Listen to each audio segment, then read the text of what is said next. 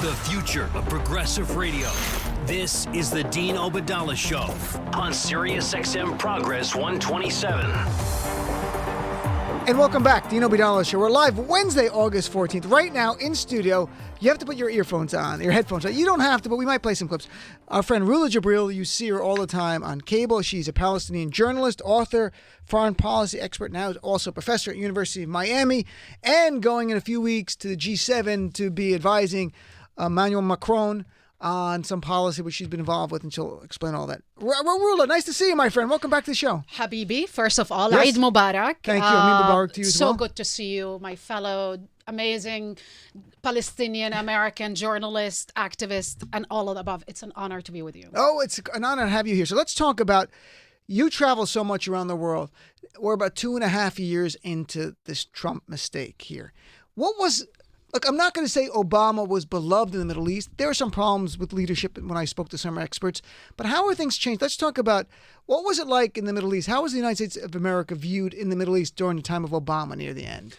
Well, it was viewed in two ways. There's the regime, on the regime's level. Right. So the Saudis, the Emiratis, the Egyptian regime, the old, oligarchies, the kleptocracy, the corrupt, oppressive regime hated Obama. They did? Hated Obama. Oh, They interesting. actually, in private, they would call him the N-word. Wow. They were so racist, so disgusting. The Emirati regime paid protesters in Cairo because Obama, remember, in 2009, the first speech was towards the Arab world in Yes, I Cairo, remember. Famous speech. where people actually were inspired by the fact that America elected the first African-American president, whose father happened to be a Muslim, who he represented a voice of hope, of change, Right. of decency, of a man that come from down up, that basically was elected by the grassroots organization and stood up for something bigger than himself. Right. And that was Obama. The symbolism was very strong. Some people claim that he inspired somehow the Arab Spring, people to take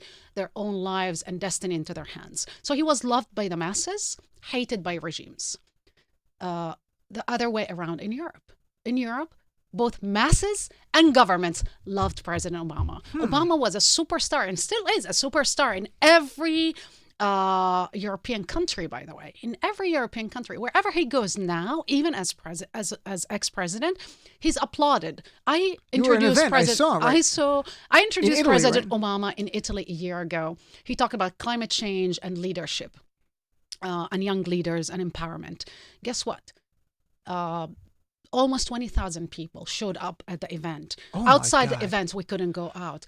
In the streets, people were clapping and were excited as if they are seeing, I'm not saying Jesus Christ, Right. but as if they were seeing the biggest star in the world. For them, the inspiration was, Obama was a symbol of something big and new. Trump, So how is Believe Trump? me. Let's look in the Middle East first. How is Trump viewed in the Middle East now? I mean, it's a joke. People laugh. I just came back from Israel, Palestine, where I went to Ramallah and I went to Haifa and I went everywhere. And people look at the United, it's a laugh. We are a laughing stock. They look at this clown as, oh my God, and this is what Middle Easterners are talking about. Almost 20 years ago, America launched operations in the Middle East after 9/11. Guess what? It was about regime change. That operation was reversed against the United States as if there is a real regime change in the United States. Yep. And it's driven by 3-4 actors, one of them Russia with fake new information and hacking of election system, etc. But the other side of it, it's lobbyists in the Arab world, whether Israeli lobbyists or Emiratis or Saudis, who basically lobbied against Democrats in favor of Republicans.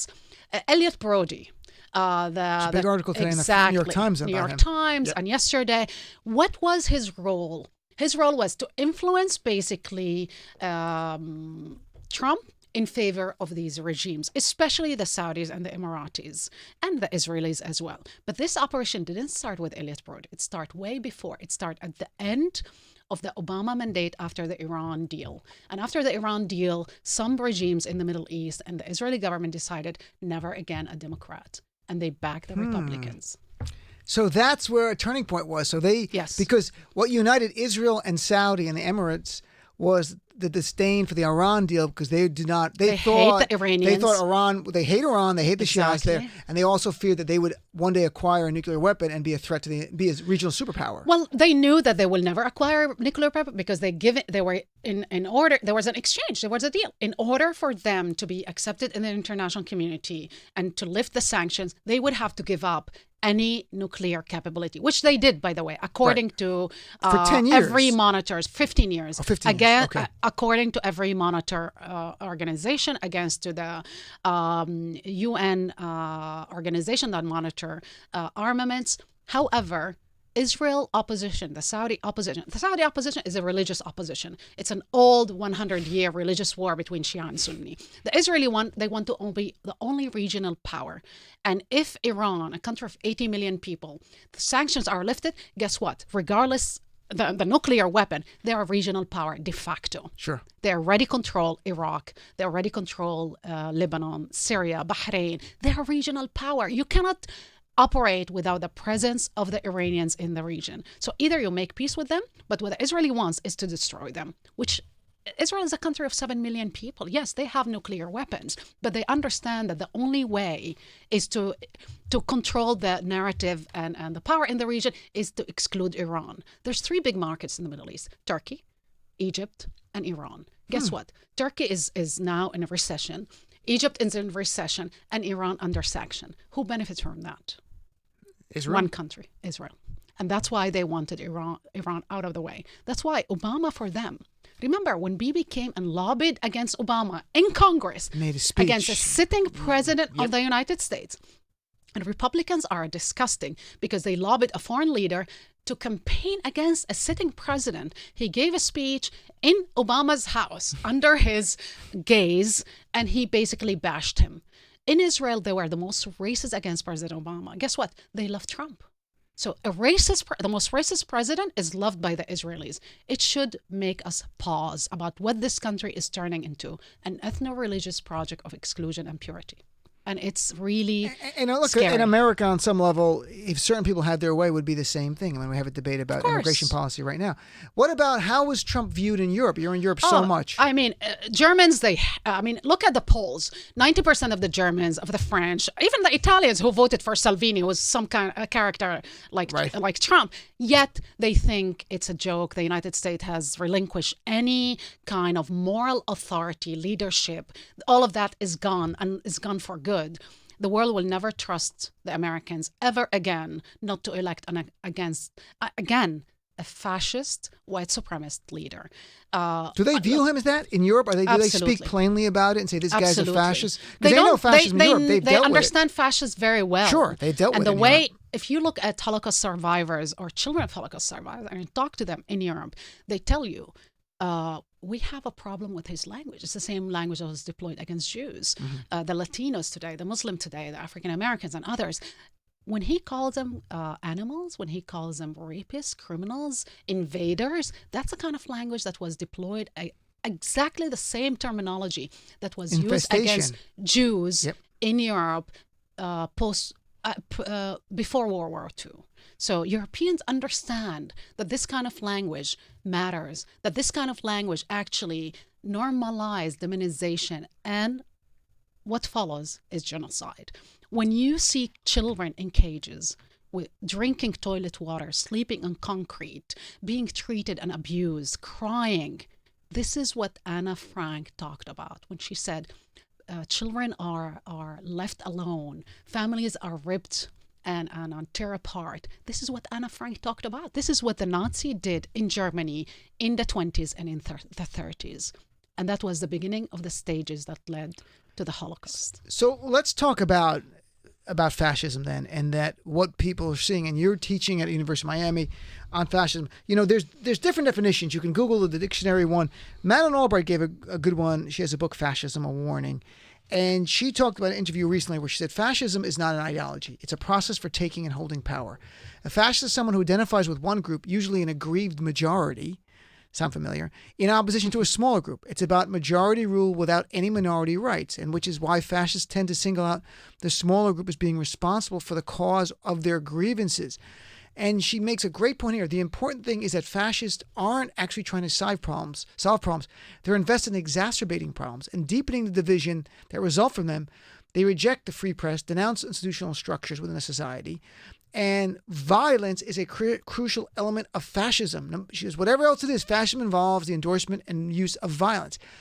She was not talking about Trump, but she could have easily been talking about Trump. Absolutely. I mean, look, Madeleine Albright, of all people, she understands what she's talking about. Her family was wiped out in Eastern Europe. Right. She is a woman that grew up with a shadow of the Holocaust surrounding her. So she knows not only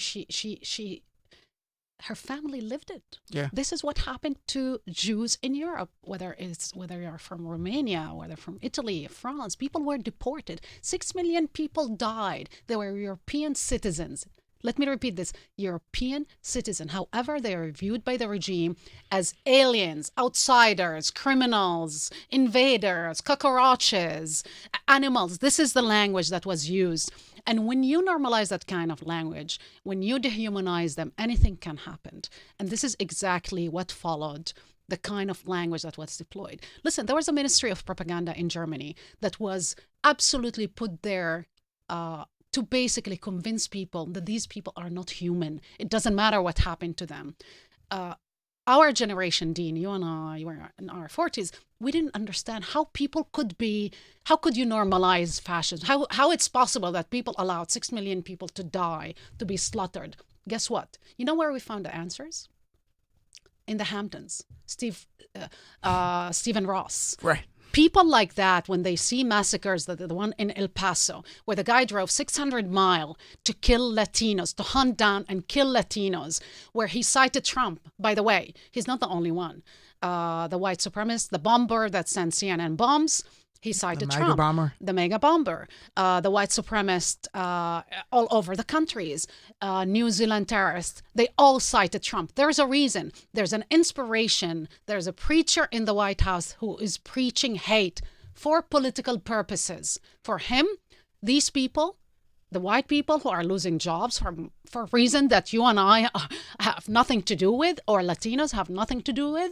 It's a modern society where robots are taking jobs. Guess what? So he's pointing the finger, not to the failure of the Republicans who spent trillions of dollars in the Middle East, $7 trillion. He's pointing the finger to fellow American citizens who are brown, who are different, who speak different languages, who belong to different ethnicity. And he's telling them this is the enemy to hunt. And if you try ever to explain to the Americans, no, he is the fascist, and he's wrong, guess what? You become the enemy of the people. So he will demonize anybody. And Steve Ross represents the silent majority that allowed the Holocaust to happen. Because for him, taxes trumps lives. People are dying, and he's prioritizing basically his taxes. He should really be ashamed. He should absolutely be. Because he's complicit in this kind of crime, criminal environment that's been created. A little over a year ago, Bill Maher had said, I hope we have a recession and it'll hurt Donald Trump. That's the way. And he sort of repeated it recently. And I wrote last year for CNN about it, saying, if we have a recession, what I fear is that people then really are suffering economically might be more inclined to support Donald Trump's more radical views on immigration and more of his cruelty because they think it's going to help their situation. I'm worried about that. Does history tell us if we hit an economic downturn, that it doesn't mean Trump supporters are going to peel away? It might make them more desperate and support Trump's efforts to prevent all immigration, legal, and to even deport people more quickly. I'm so sorry. It's is that me? Is what's happening? Yes, that's you. Oh, that's the Twitter. Oh, that's the YouTube. Oh my God. Sorry, It's okay. sorry. It's okay. Let me take it down. So this is there you go. When Hitler won the elections the first time, he won basically after an economic crisis where people were hurting. Right. And they needed a powerful man, a preacher, a charismatic preacher, a leader who pointed the finger to anything except themselves, except the failure of the system. And guess what? It succeeded. Mussolini was more or less the same. Every economic crisis actually paved the way for more hateful leaders to come along and tell these poor people, listen, your problem is not that the system failed you. Your problem is your neighbor next door who's a Jew, who's a Muslim, who's this, who's that, who's that. And guess what? When you are somebody that is living in a country that listen to Fox News, where these big stars are telling you, confirming the president narrative of hate, of violence, of paranoia, of conspiracy theory, and telling you in prime time, like all of these 100% your bitch, as they call themselves, that work for Rupert Murdoch, guess what? This is what happens. They validate that kind of narrative, and they are the Ministry of Propaganda. What used to be the Ministry of Propaganda for the Nazis, today it's called Fox News. So when they validate to these people in the South and in the Middle Land and all over the country that, yes, their grievances matter, and the enemy to hunt down that will improve their life is their neighbor, this is when you have fascism. So I am not convinced an economic crisis will actually hurt Trump. I really fear that we will see a lot of blood in the street. In 2020, you remember, I was one of the first people to predict Trump victory in 2015. Now I predict again that between now and the next presidential election, whether there will be a recession or not, but I know there will be a lot of massacres. I know that will be a lot of blood in the streets. We just said El Paso. I mean, that's... this is only the beginning. Exactly. This is only the beginning. And the more these people are emboldened, these people are encouraged, these people are protected at the highest level. And you know how I know they are protected? You mentioned that I advised President Macron for the G7. There's a council. 2 months ago, exactly, we were in Paris, and the meeting was with Prime Minister of New Zealand, who had a terrorist attack where 55 people were gunned down in a mosque. Guess what? She proposed to every G7 leader to sign a declaration in fighting radicals online. Online, basically propaganda. The only country that refused to sign was the United States, in the name of protecting hate speech, or what they call free speech. Then what do you have? You have Facebook ads, you have paranoia and fake information that will lead to more massacres. That guy that drove 600 miles to go there, he's convinced in his brain, that the enemy of this nation is brown people. Yes. So you and I are in danger, my friend. And between now and 2020, there will be much more massacres. And I try to also make the point for people last week when we were talking, earlier this week and last week as well, about Robert Bowers, who killed 11 Jews, Americans, in the Tree of Life synagogue. In his words, he also mentioned Donald Trump. He mentioned invasion, but he blamed the Jews for helping bring the refugees in. So, and I try to put the through line from Charlottesville and his feckless response, where he actually emboldened them when they were cheering Jews will not replace us. It wasn't like they thought Jews were going to come in mass and take their jobs. In their view, Jews and George Soros are bringing immigrants here. That's why the guy, Robert Bowers, killed 11 Jews at that synagogue, because he wrote about the Hebrew organization, it's called the Hebrew Refugee Society, I think it is, bringing in refugees. And he goes, someone's got to stand up for our people, white people. He was saying. So he blamed the Jews for bringing brown people in. So these two, the terrorist attack in El Paso, that one at the True of Life synagogue, are completely interrelated. They're about white supremacy, and they're about blaming whoever you want for bringing in brown people. And guess what? Both watched Fox News. Both were fans of many of these conservative stars. And both, remember, both of them listened to Donald Trump defending after Charlottesville these neo-Nazis when he said very fine people on both sides. You know what they heard? They heard, go out and start killing people, because their lives does not matter. Your life matters. In a system like this, you open the door for the flooding, and this is only the beginning. I don't remember James Fields is the name of the man, the white supremacist who killed Heather Heyer. I don't remember Donald Trump ever tweeting, slamming that guy by name. I cannot remember. Of course not. He's busy slamming every critic. And guess what? You know who he retweeted recently? As you mentioned in many occasions, Kate... a fascist from the UK. Katie Hopkins is horrible. I've written about her many times. Exactly. What did she say? She called for a Holocaust for the Muslims. Yep, literally. Final Holocaust. Final solution. Yep. So what else did she call? She blamed the rabbi from that synagogue where 11 people died. Died. She blamed that rabbi for the killing, because she exactly espoused and echoed the terrorists who said the Jews are to blame. She echoed that, and Trump tweeted her. You know how many times he tweeted her? You know better than anybody else. Well, it's been numerous times in the last few years, but in the last few months alone, he's done it like about 5 or 6 times. 6 times. He did at the time of the El Paso shooting that morning. She's also called migrants, cockroaches, and said, "I And would not animals. send." She And said, "I would not send rescue boats. I would send gunships to meet them." gunships to kill which means them. to kill and- them. Exactly. So, and Donald Trump is retweeting her left and right, and our media has so fallen down on the job. I mean, I wrote about it for CNN. I was glad because Oh my God. the editor's like, no one's going to know who she is. I go, but that's the problem. We've got to elevate who she is, and they go, okay, write about her. And I Our did. colleagues, if you're listening, we need you to do better. Maggie Our Haberman's friend. on right now on CNN, who did an article on Katie Hopkins, which And I she went did not crazy. mention. She did She not mentioned mention 3/4 of the stuff, and racist, right. xenophobic, It was fascist unbelievable. rhetoric. We That's deserve white better. supremacy. We That's- deserve that. Our white media. privilege lets you write an article like Maggie Haberman, where you make her seem like and use Why are terms you like not provocative. on CNN? Dean? They let me. I get paid to write weekly. I Okay, don't get why asked to you're go not on. appearing on CNN? I don't know. Why I like MS. people I like like MS me a lot. and I love them, and they. Right. I actually, like to be MS a honest, lot. yes, but CNN is mainstream, and they need to have diverse voices, even uncomfortable voices, because without that, it's a monologue. What I hear now is a monologue. When we need to take the conversation to the highest level, because you know what the other Someone should side call is out doing. Maggie Haberman right now, or at least when she there's came a- on afterwards. They didn't. do There are a that. TV show called The Loudest Voices. I've You watched know how Fox News managed? Because they send the loudest voices. We have to have on our side, progressive, democratic, multicultural side, louder voices, but voices of reason like yourself, like Ayman Muhyiddin, more women, more Nida Khan and others. We need to have those voices. Alternatively, we're crushed and we're left on the side in darkness shouting, because we've been warning about these things happening for the last 5-6 years.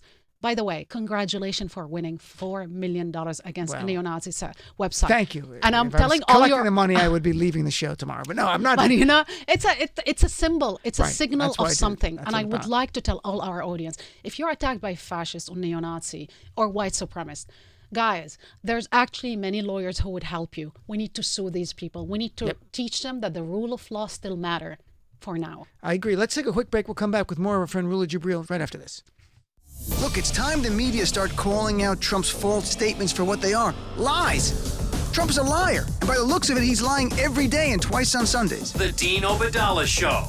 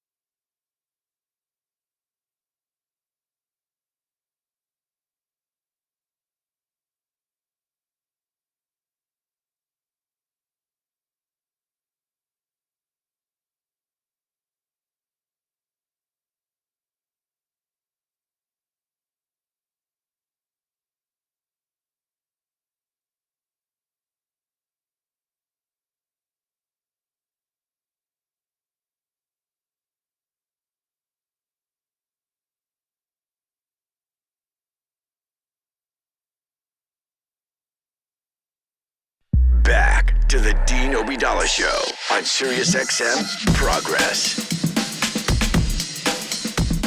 And welcome back, Dean Obeidallah Show. We're live Wednesday, August 14th. We're here with Rula Jebreal, Palestinian journalist, author, foreign policy expert, talking about a lot of, and she teaches at University of Miami now, on authoritarianism and fascism. And so I have two questions for you. One scary and one might be anecdotal for us. I mean, not an anecdotal, more like an antidote, I should put it that way. First, scary. What do you think, based on history and based on studying fascists, that Trump, his potential for what he might do to stay in power? Okay, so fascism is not a set of ideas to be debated. So those people who are normalizing fascism, who are saying, oh, we need to debate these guys, no. It's a set of basically actions to be fought. You don't debate if children need to die in concentration camps. You fight against it. And you fight by any means, excluding violence. And at some point, you might need actually to use violence like we did against Mussolini and Hitler. Trump will do anything to stay in power, including violence. Nothing's off the table, right? Nothing is off the table. And if that means that he will fabricate all kind of scenarios where he create more fear and panic and hate, he will do it. He is ruthless enough to do whatever it takes. I think the idea to fight this guy in a politically correct way, you need to throw away whatever political book you've ever developed in the last 200 years of American politics. And now, what Beto O'Rourke is the best in this. For example, he started calling him white supremacist. He started calling him his policies fascist-like as they are. He started putting the dots and the links between the White House rhetoric and the language of these basically terrorists. And even when journalists start asking him, said, media, what the T? No, right. He said that. It's like, right. Oh, you play that clip on the show. The press, what's going on with you? He's telling them, are you kidding me? Is this a joke? But you and I have been putting the dots for a while. The fact that mainstream politician is telling the Americans, look, the fascists, these terrorists are speaking the same language like Trump. He has blood on his hand. That's important to know. That's important to hear. And that's important as a pushback. Without depicting him as an existential threat to Western democracy, to multicultural democracy, you will never defeat him. So that's what I was going to ask you about, the idea of the antidote to him. So part of the antidote is I think, and I say this, and tell me what you think based on history, there's no place for timidity in the time of Trump. You must speak with moral clarity, almost like Bush-esque moral clarity, good and bad, with us or against us. You have to have absolute moral clarity here. No ambiguity. You have to awaken people, humanity, to the atrocity that are taking place in the name of Trump ideology, which is white supremacist, and that's it. When Ken Cuccinelli says, we need European immigrants, that the Statue of Liberty talked about European immigrants, what he's saying, we need white people. Right. This is the language. I told Fareed Zakaria 2 years ago, people like you, Fareed, who are brown, and actually he heard the same thing from a fascist, from the head of the white supremacist movement, when he said, for us, you're ambiguous, your color, you're not white enough for us. He said the same thing. I told him, Fareed, for these people, even you with all your status and television and whatever, they will come after you. Guess what? Stephen Ross, you think your wealth will hide you? For them, you're a Jew. They will come after you. So don't hide behind your wealth and your reasoning about taxes. You're as much as a threat as any Latinos. Sooner or later will come for you. And that's why we need to describe Trump and to show him as the existential threat. And that's a way to campaign. You know who's campaigning this way? Beto O'Rourke. I think a little bit Elizabeth Warren. And above all, Bernie Sanders. Everybody else is still struggling with the language. I think Cory Booker is really navigating his way in a very brave, very centrist. He's gotten more outspoken, but now. much better, and he's really good. Love each other. He's much, because he really, honestly, they all are seasoned politicians who don't want the American people to panic. Guess what? We need to panic, because without panicking, your rights are gone. Democracy is gone. Our national security is gone. It's already the fact that around the world, people see us as a national security threat that says everything. And by the way, you reminded me, Ken Cuccinelli, and I played the clip earlier. In fact, we'll play it right now. Let's play. It's just a short part with Aaron Burnett last night. Clip number 5, please. What do you think America stands for? Well, of course, that poem was referring back to people coming from Europe where they had class-based societies where people were considered wretched if they weren't in the right class. And I just want to remind people, for white nationalists and white supremacists, in America, they will use a term about European heritage. And there's a group called Identity Europa, which is a white nationalist hate group. The Southern Poverty Law Center has deemed them that they talk about Europe all the time, and we want people from Europe. And Trump's saying Norway is code for them. So when Ken Cuccinelli there is saying, speaking about Europe only there, that is language for them. That is what European. So the fact I'm half Italian, I'm half European, I'm half white in a way to them. Where my grandparents were not considered white when they came from Sicily here. They were Catholic, they were olive-skinned, and they were demonized for being that. In time, they earned their white card. They became, because in America, race is a social construct invented by us. And at some point, if you're white looking, you can get a white card. If you're brown or black, you really can't. So that's what Ken Cuccinelli is doing. So much of Trump using the language of white nationalists, like chain migration is a term weaponized by the white nationalists for years now. The idea of calling black people low IQ is Charles Murray, white nationalist, who use like scientific nationalism, scientific racism, it's called. Steve Bannon. They use, this is not happenstance that his words match up with theirs.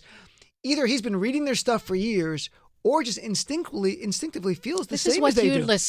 This is what you hear on Fox News every night. Laura Ingraham, when she said, the country is changing very fast and it's changing against our will. What is she talking about? She's talking about brown people coming here and becoming American citizenship. When she said, more than time, this is an invasion.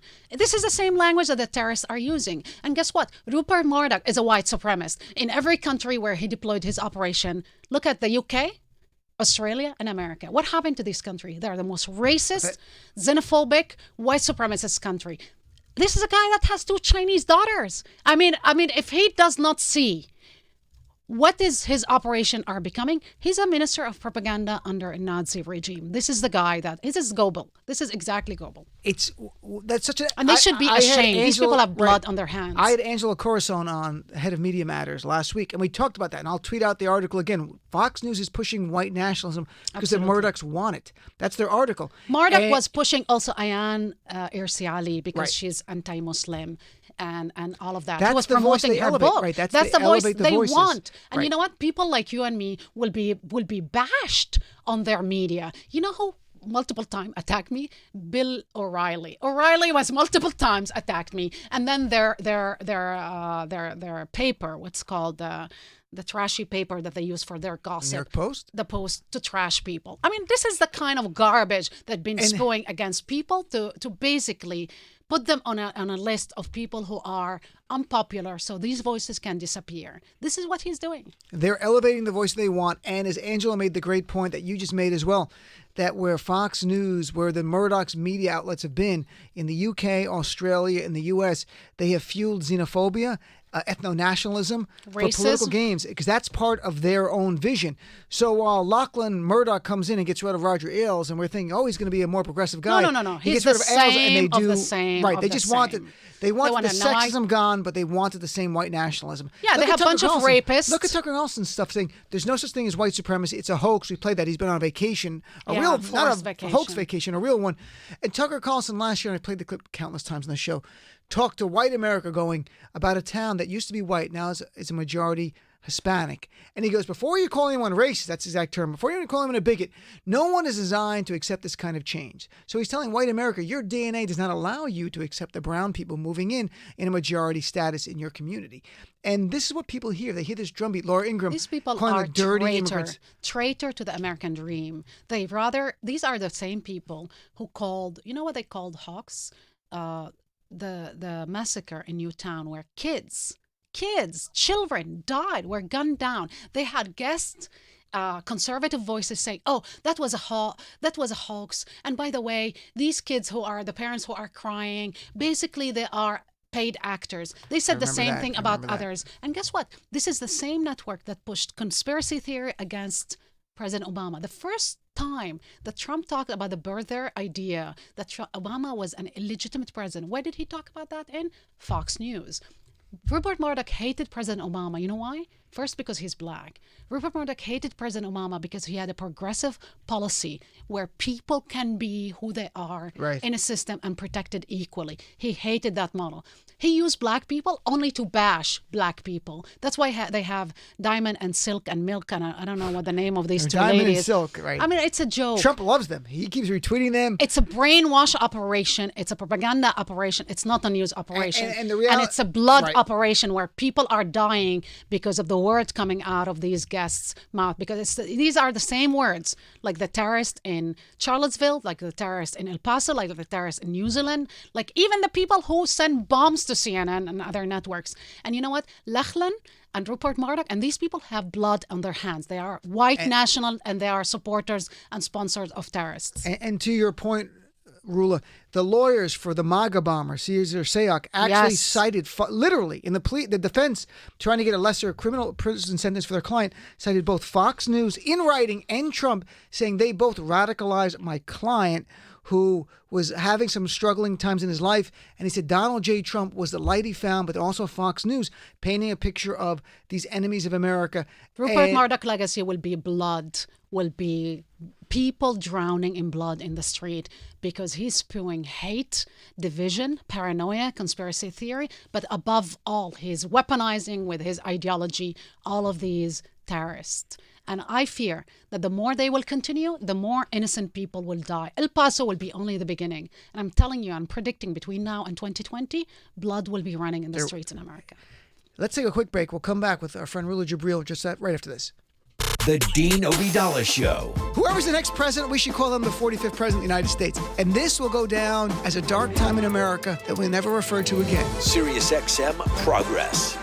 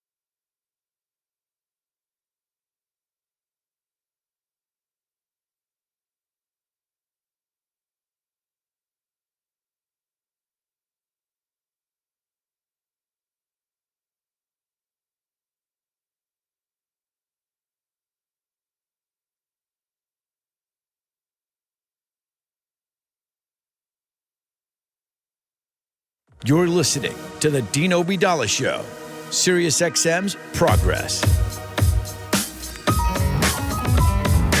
And welcome back, Dean Obeidallah Show. We're live here Wednesday, August 14th. So here with our friend Rula Jebreal. All right, Rula. So we've explored fascism to the point where we know nothing's off the table with Trump, and the best way to defeat it is one of the ways is calling it out, being very clear, not playing any games.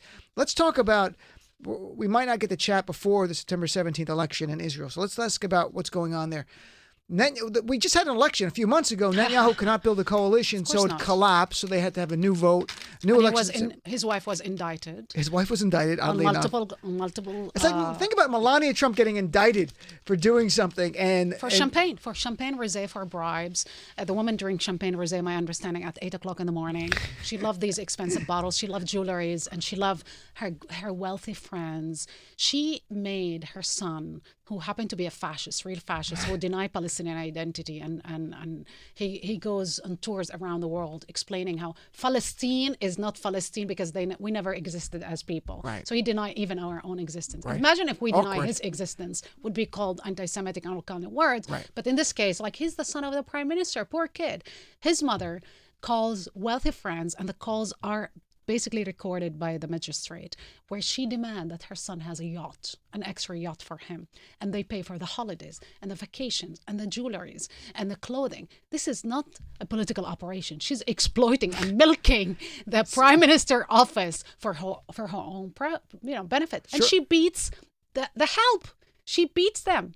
Like, she's an abuser. She's under indictment right now. When's the trial? Do you know any idea when they might have a trial? I think they're trying to delay it deal? until the political situation. Sure. I mean, she's now pretending that she has some mental health issues, which we don't know if she has them or Being not. married to Benjamin Netanyahu might Exactly, cause you some and- problems.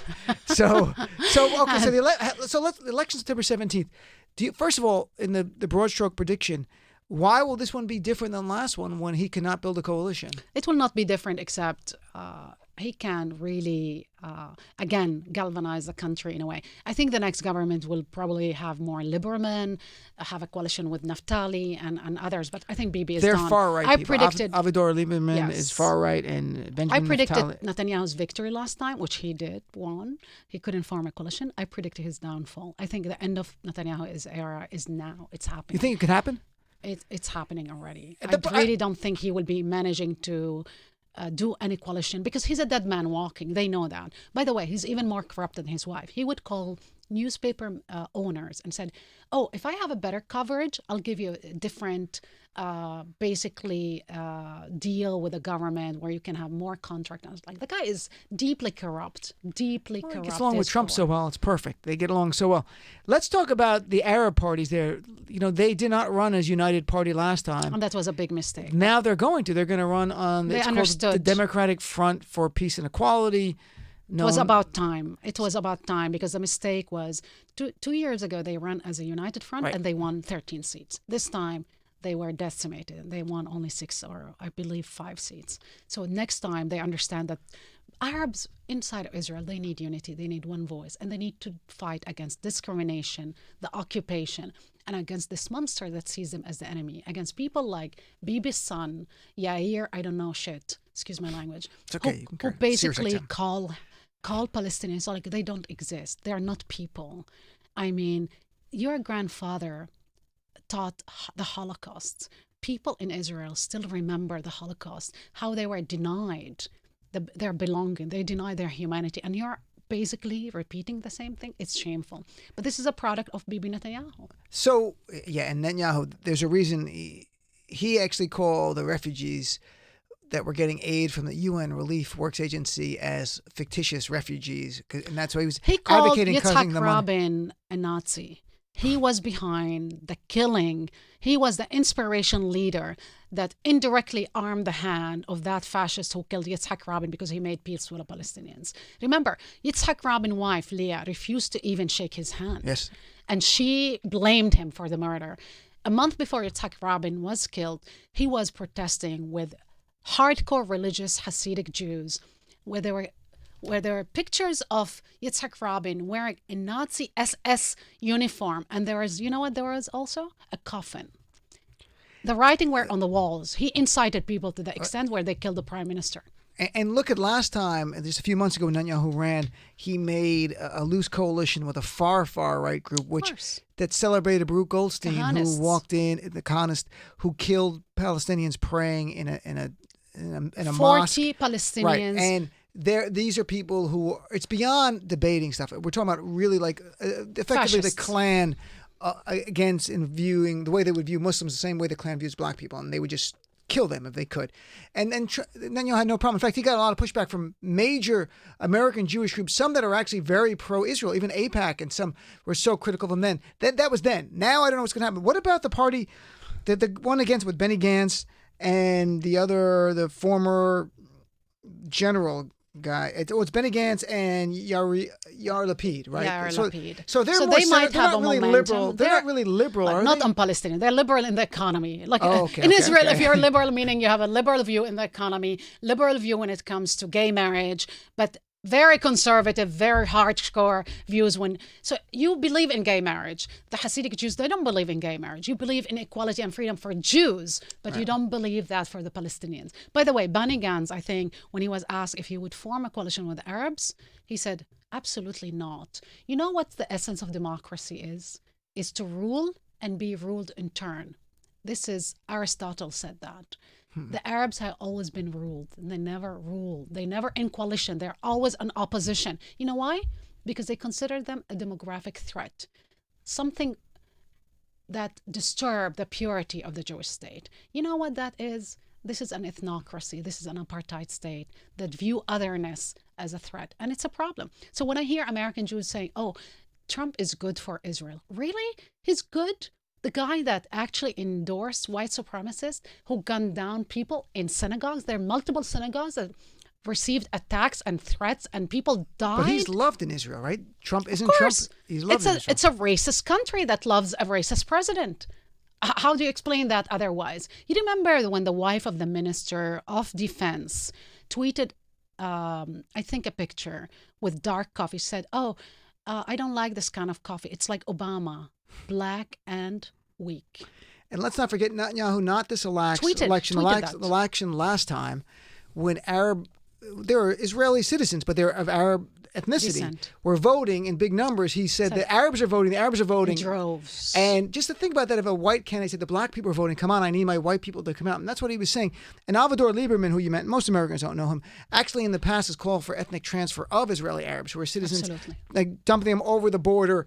Even though they're And born he's there Russian, and by they're the way. citizens. He's from Right, Ukraine. and he was a bouncer in a But he's a nightclub white, before entitled, he moved to fat Israel and he lives in a pig. settlement. So they think, look, that's is, fine. I don't know how this election is going to turn out. Do you think there's a debate sometimes among Israeli Arabs, they're Palestinians who live there, they're called Israeli Arabs by the media, to get involved in politics or not get involved domestically? I think, look, for example, I see my family. We all go to vote because we believe in the system and in democracy. And despite everything. And I remember meeting Ayman Aouda, the head of the joint list, the Arab list, who's a friend, and he's a lawyer, and he's really a decent human being. He's an Israeli citizen. He should be a prime minister one day. I hope he will be. And by the way, they believe in the democratic Israel, the democratic dream that the founding fathers established. And it was enshrined, that dream was enshrined in the Declaration of Independence that talk about equal rights for all inhabitants, regardless ethnicity, gender, sexual orientation. Didn't talk about that. I'm adding that. Right, okay. And it talked about religion, gender, and ethnicity. Guess what? That democratic dream, only the Arabs believe in it. The majority of Israeli Jews think, oh, no, equality only for Jews. So you put a law that's called nation-state law I have to go to to break in 20 basically seconds. discriminate. No, and I think we talked about that law once before in great detail. Let's take a quick break. We'll come right back. Dean Obadallah Show on Sirius XM Progress 127.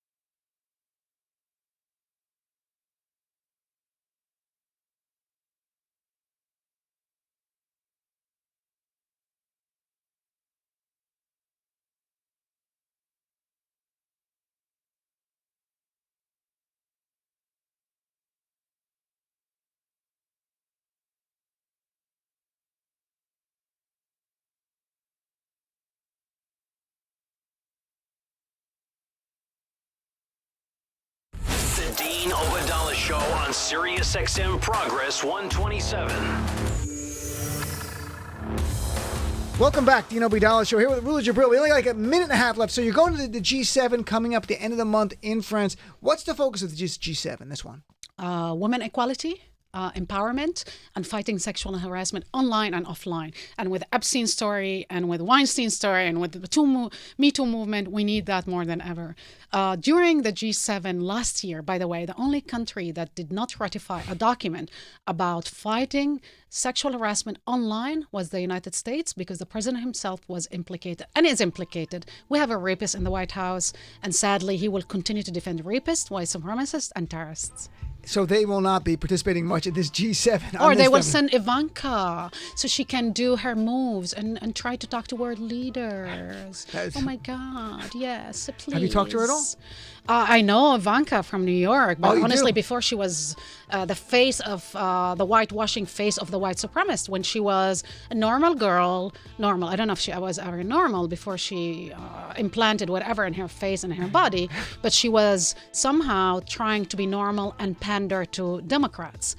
That's when I met her. Oh, so you knew her then. All right. Rula, thank you, my friend, very Thank you so much for coming. having I really me. appreciate it. Folks, thanks for tuning in. Be back tomorrow night. Thank We're going to do you. a special tomorrow out in the third hour on healthcare, the 2020 proposals of all the Democrats. We're going to go through it. It's the third hour tomorrow night. Be back tomorrow. Thanks for tuning in. Have a great night.